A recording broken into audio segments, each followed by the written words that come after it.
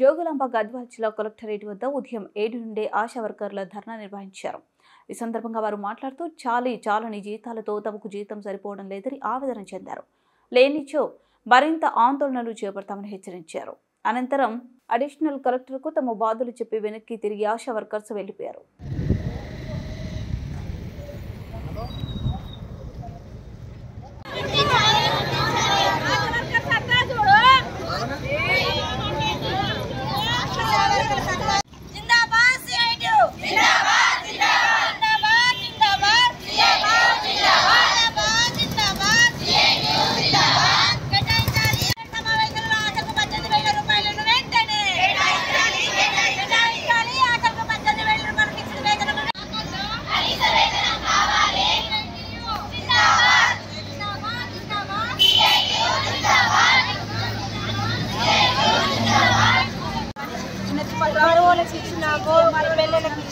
Medical ఆఫీసర్లకు ఇచ్చినాము, డిఎంహెచ్ఓకి ఇచ్చినాము. 18 సంవత్సరాల నుంచి ఇస్తూనే ఉన్నాం. మా సమస్య గురించి పట్టించుకుంటుంటే మేము కలెక్టర్ గారిని కలుస్తాం మేడం.